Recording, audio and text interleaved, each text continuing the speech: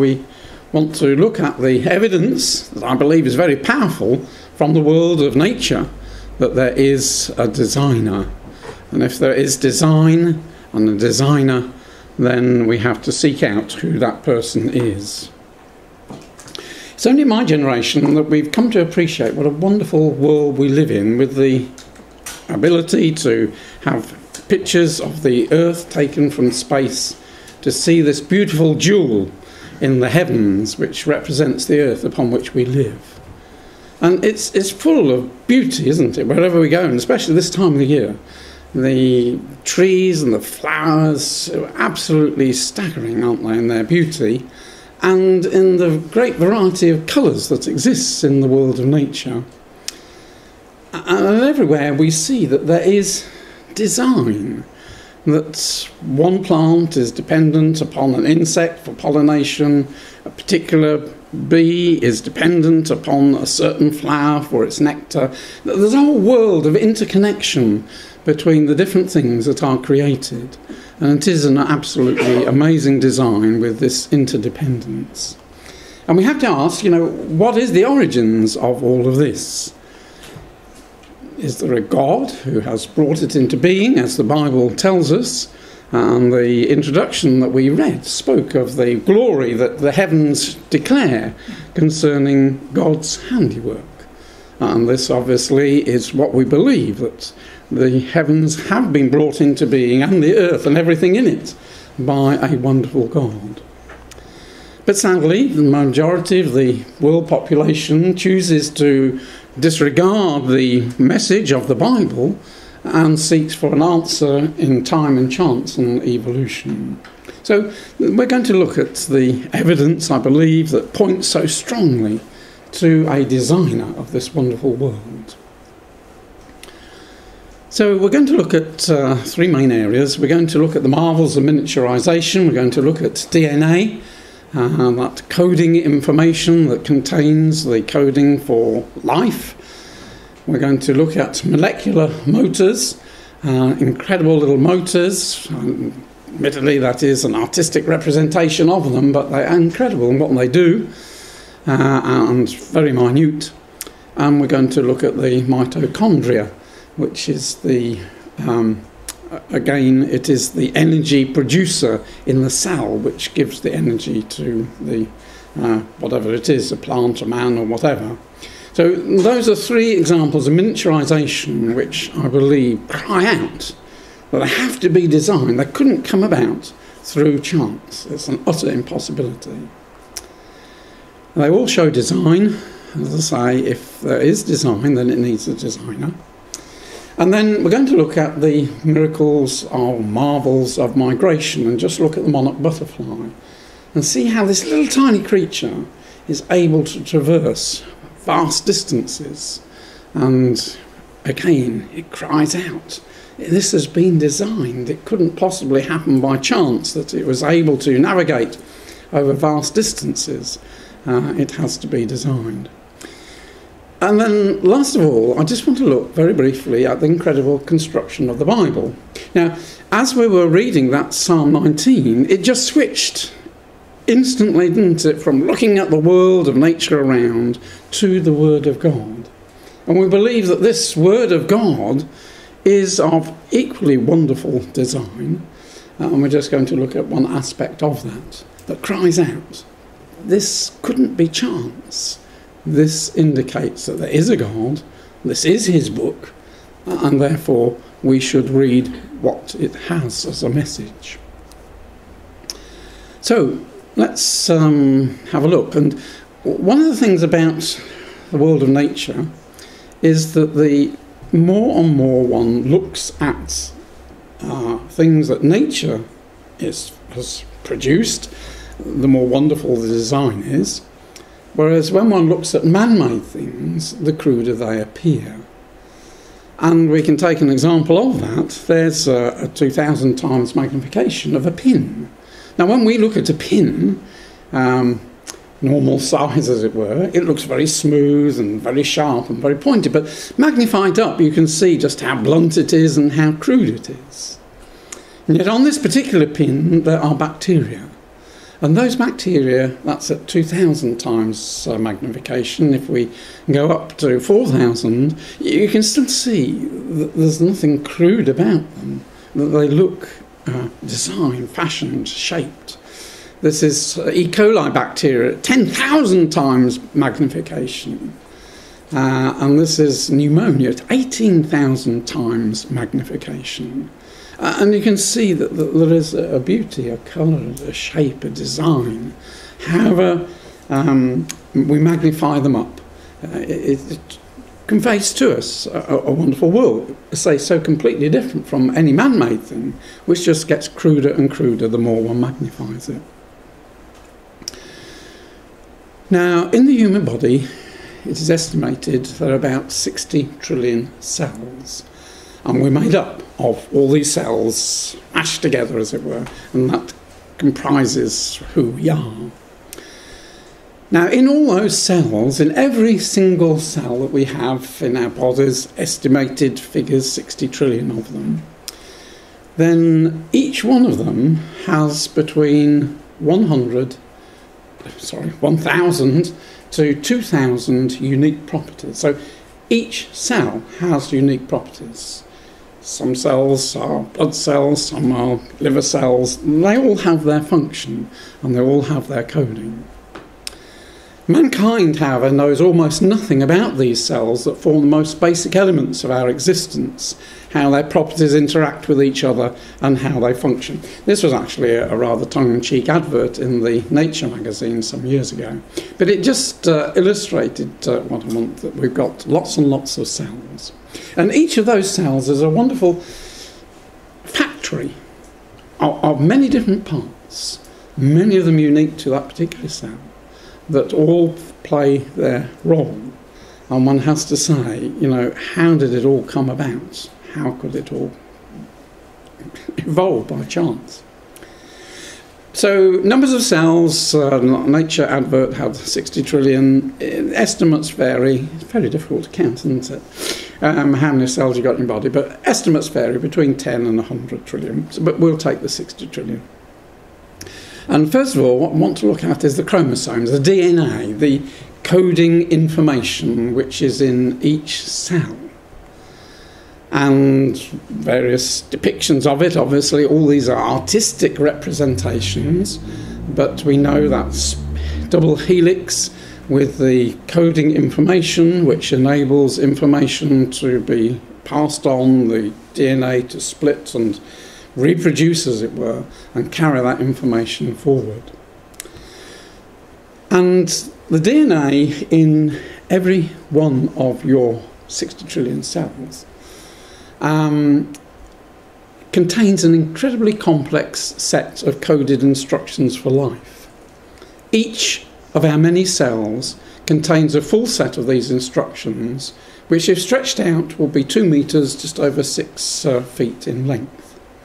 So each of our cells, we've got 60 trillion of them, has packed inside it 2 meters worth, if it was all unravelled and stretched out, 2 meters worth of DNA. Now that's an incredible amount of DNA in each body, and I just hope to illustrate it. There's the Earth and there's the Sun, 384,000 kilometres at 239,000 miles apart. Now, if each of our 60 trillion cells has got 2 meters worth of DNA, if we just divide by 1,000 to get to kilometres, then we get to 120 million kilometres worth of DNA stored in your body.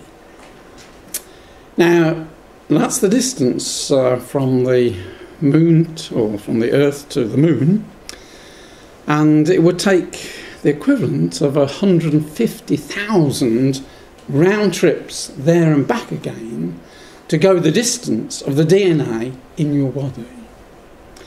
Now, the last trip the manned trip to the moon was back in 1972, and it took them 4 days to get Apollo 17 up to the moon. And I spent some time there and then came back. But if we said, right, we're just going to the moon and back, and that's an 8-day round trip. So how long would it take to make 150,000 round trips? Well, it'd be over 3,000 years.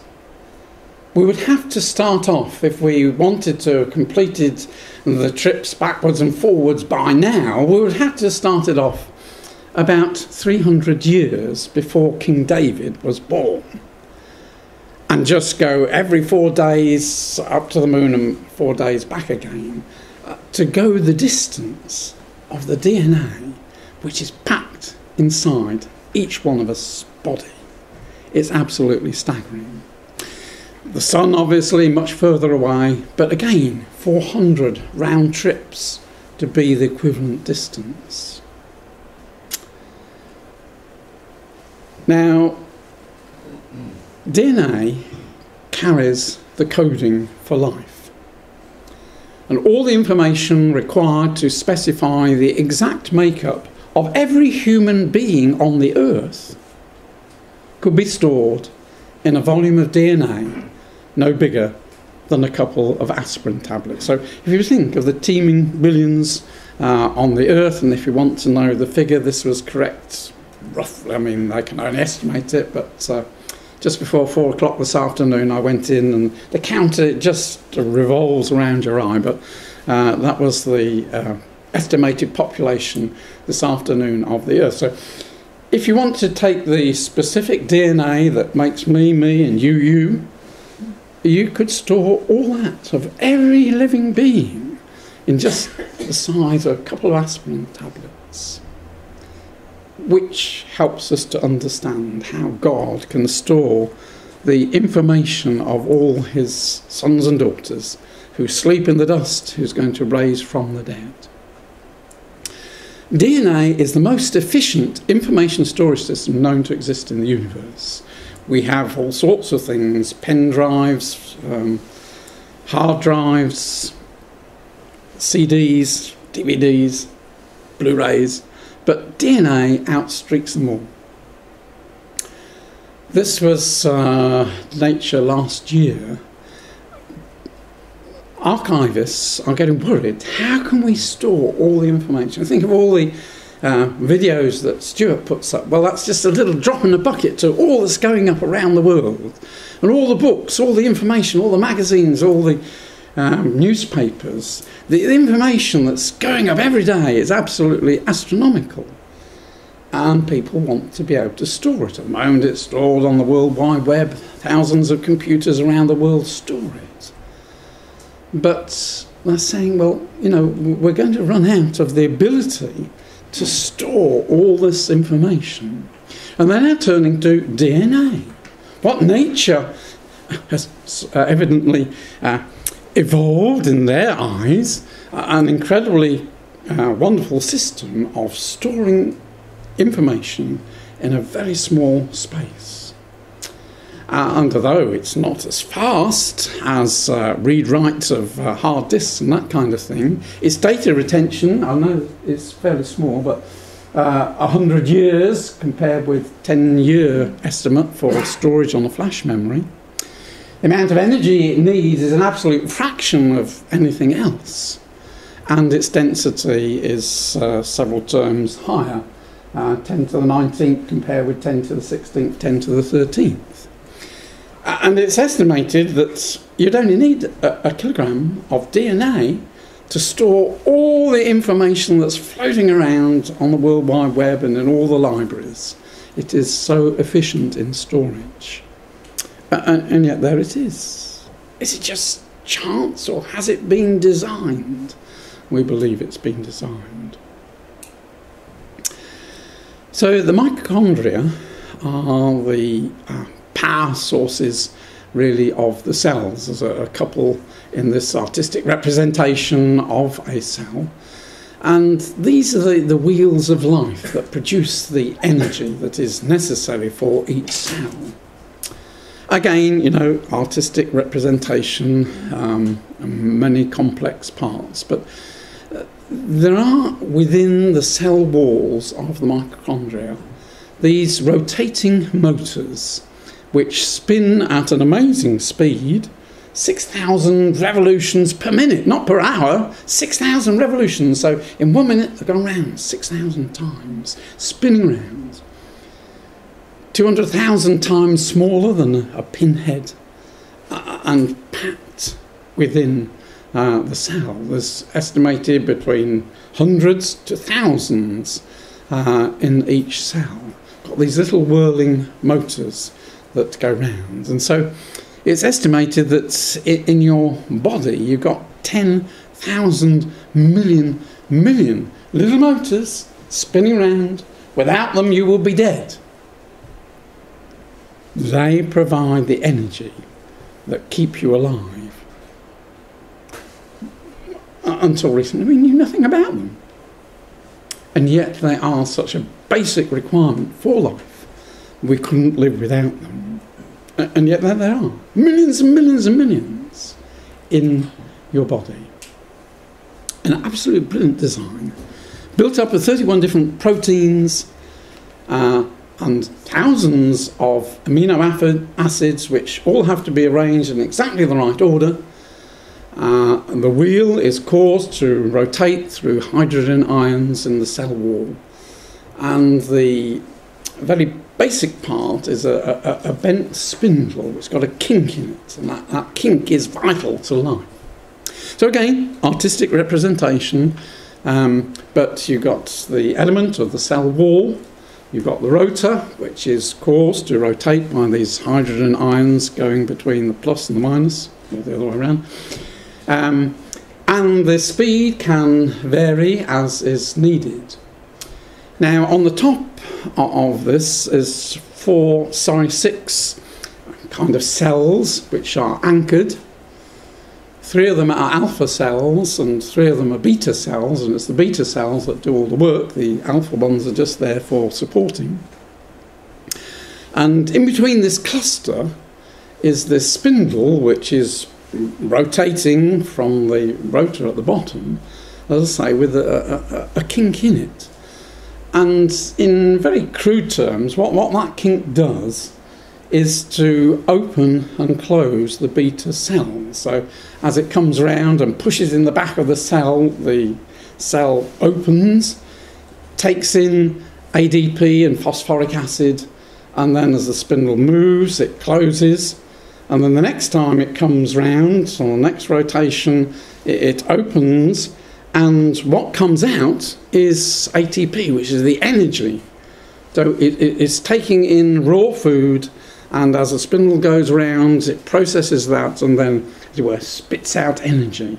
And the more energy that's needed, if you're running a marathon, then these spindles speed up and provide that energy.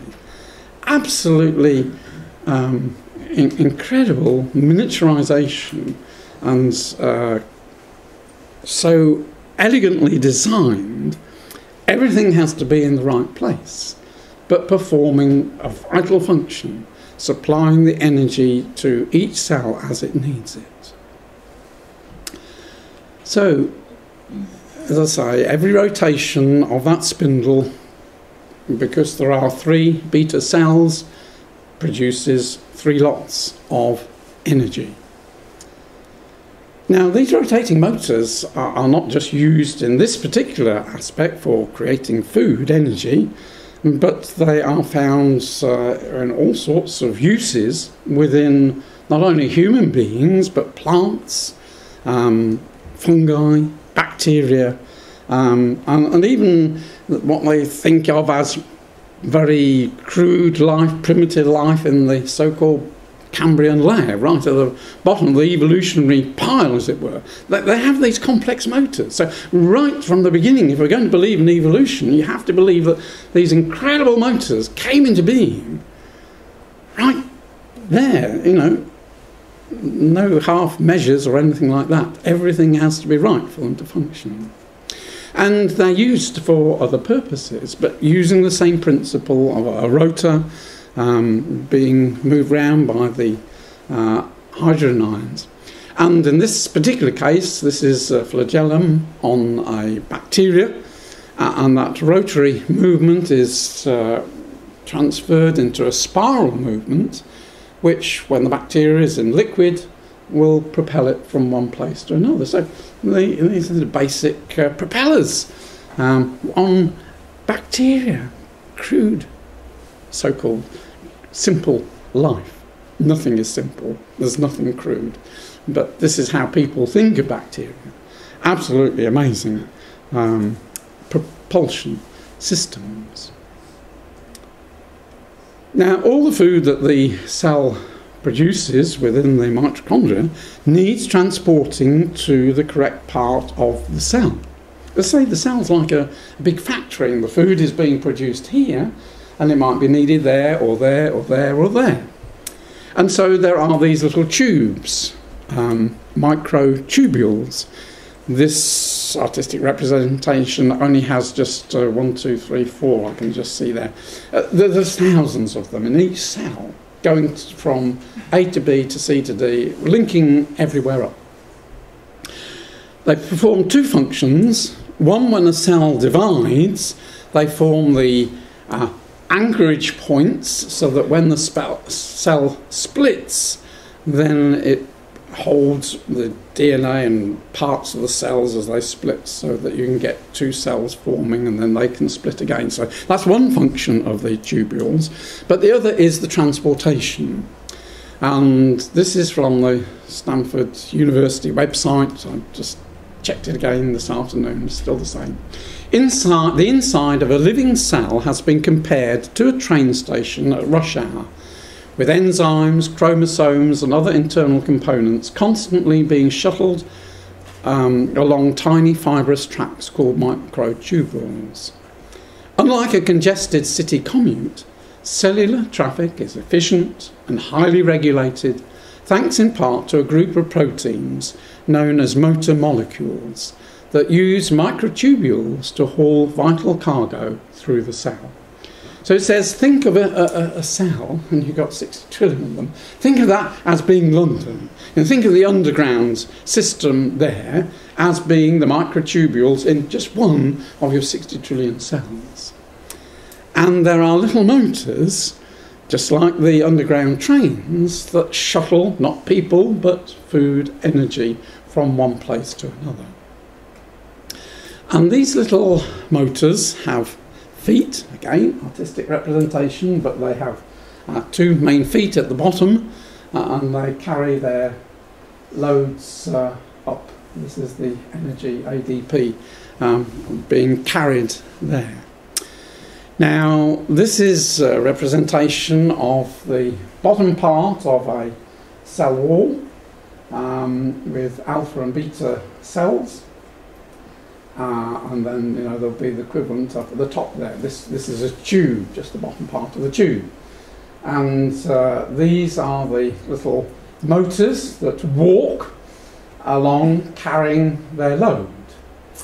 And the foot here moves, and there it drops down on the next beta one there. The other one comes in a kind of sideways swing, so that the thing doesn't twist at all. And step by step, I mean, each step is 1,000th millionth of a millimetre, absolutely tiny, but then the cell is very tiny. And so step by step, and hopefully, if this works, so you can see, you know, one foot goes over, the other foot comes round, and it's not showing the load is carried up there. So going through these absolutely miniature cells, taking the right track, how the points work, nobody knows, but it will take the energy to where it is needed. Absolutely elegant solution. One just to say, you know, could that evolve? Because that needs so many parts to make it work. And it needs all the network, and it needs the energy for it to carry. You know, everything has to be there. You can't have a half a cell, or a quarter of a cell, or 3/4 cell. You can't have 99% of us. You have to have everything there right at the beginning. So, you know, what makes sense? Creation or evolution? Well, let's just have a look at the marvels of the migration of this little tiny butterfly. It's mainly found in the United States. It's the only insect that we know of that migrates across a continent. Some of them come down the east coast, the middle coast, but some of them come from Nova Scotia, which is the furthest tip of Canada here, and travel a distance of 5,000 kilometres, 3,000 miles. Did I say 5,000? Yeah, 5,000, that's right. And that's an amazing trip. But what is so spectacular is that some of them don't go as the crow flies, but they hop from island to island. So they set off from Nova Scotia, travel southward to Bermuda, and then change tack to get to the Bahamas, down to Cuba, down to Jamaica, back to Guatemala, where they breed. Now, not all butterflies make the whole journey. Sometimes they lay eggs as they go along, and their parents will die, but the hatchlings will grow and eventually become butterflies. And they know, don't ask me how, I believe this is the hand of God, that if I've been born on Bermuda, I don't travel the same direction that my parents travelled, because I'll just go in the middle of nowhere. I have to go in that direction and then change and change. And in fact, by marking the butterflies, they know that some do complete the whole journey.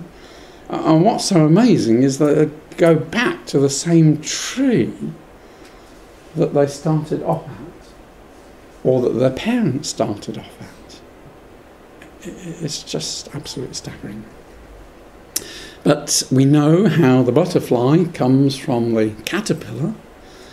It pupates, metamorphosis, absolutely amazing process that the caterpillar turns itself into a pupae, and then eventually out of that will emerge a butterfly. Now, how could that evolve?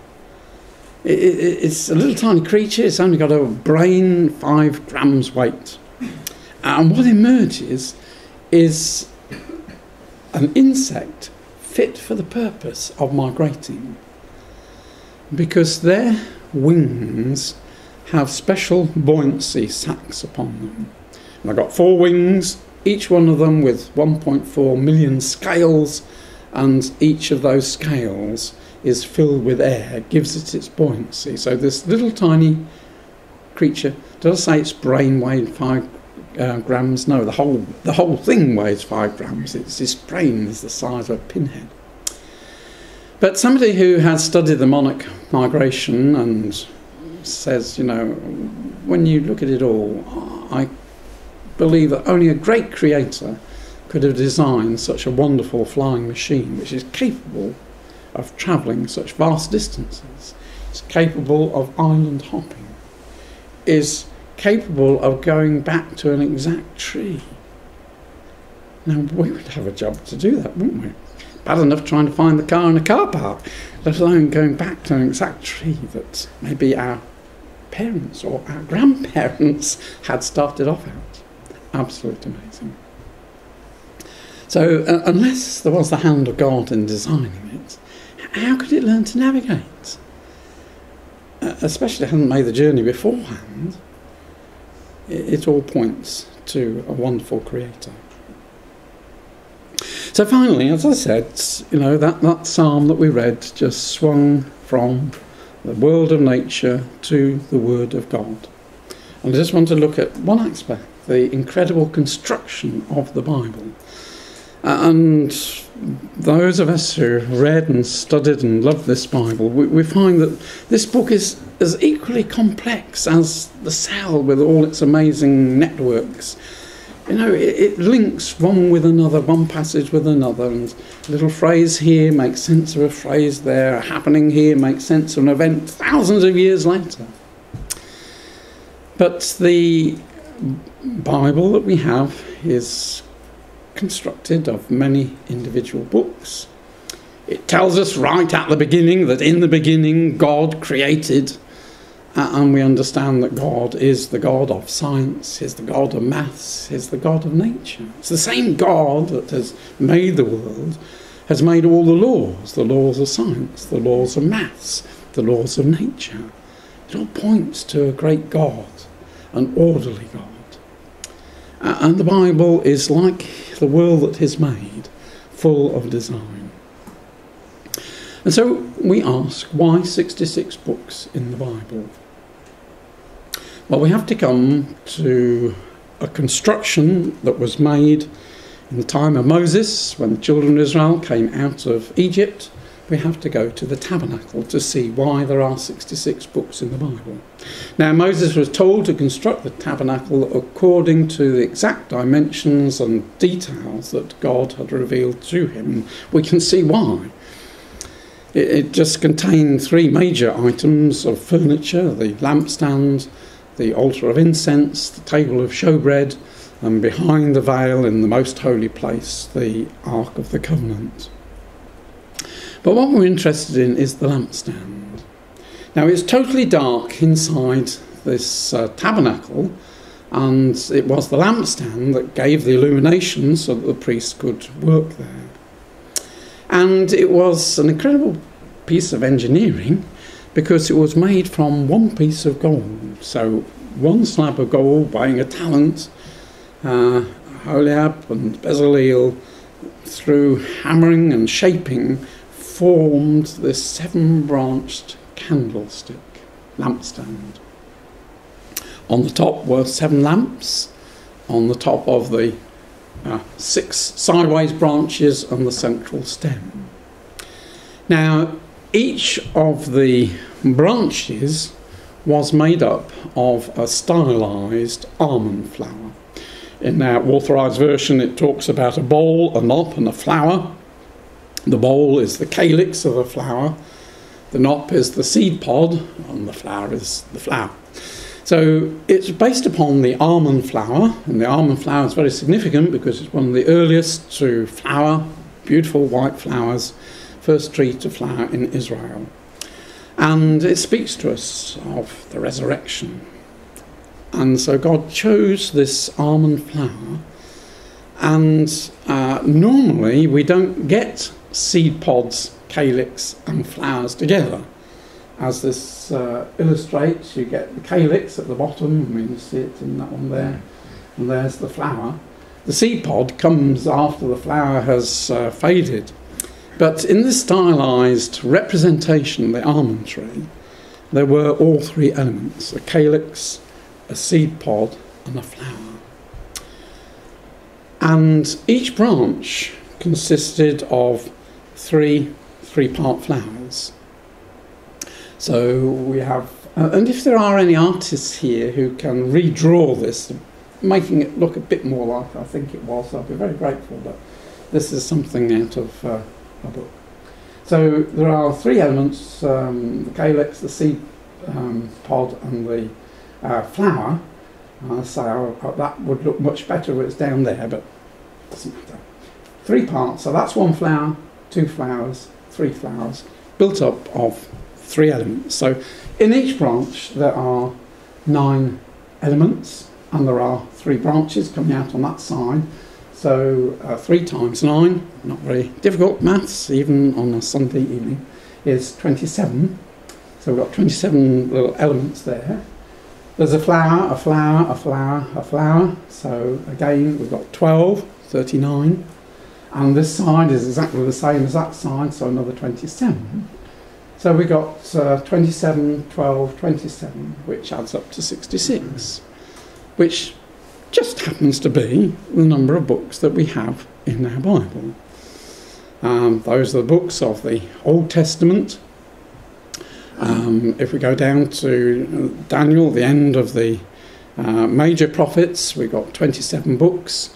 And then to the end of the Old Testament, we've got 12 books, 39 books in the Old Testament. And in the New Testament, we've got 27 books. So, again, you know, we see this wonderful symmetry in the candlestick. that it pivots around the prophets. And we have the New Testament and the stem and that side representing the 39 books of the Old Testament, 27 of the New, all in one symbol. And as I say, this gave light. And so it's very appropriate for the Word of God, because this is our illumination. This is what guides us through life. This is the light that we have to walk in. Now, that's our Bibles. We've got the whole completed Bible, but this was given for the benefit of the Jewish people. The Hebrew Bible contains the same books that we have, but just the Old Testament. And they don't have as many books as we do. They have the same books, but some books are grouped. So that 1 Samuel, 2 Samuel and 1 Kings and 2 Kings is regarded as one book. 1 Chronicles, 2 Chronicles, Ezra and Nehemiah are regarded as another book. And all the minor prophets, they're all there, but they're regarded as one book. So as far as the Hebrews are concerned, and in the time of Jesus, Josephus talks about the 22 books of our law, of our Bible. So they have 22 books. So again, if we go back to the construction of the lampstand, and instead of thinking of each flower made up of 3 elements, we just think of them as a flower. So we've got 1, 2, 3 flowers. We've got 3 branches there, so we've got 9 flowers on that side. We've got 1, 2, 3, 4. We've got 4 flowers here, and then exactly the same on the other side, so we've got another 9 there. If we add those together, then we get to 22.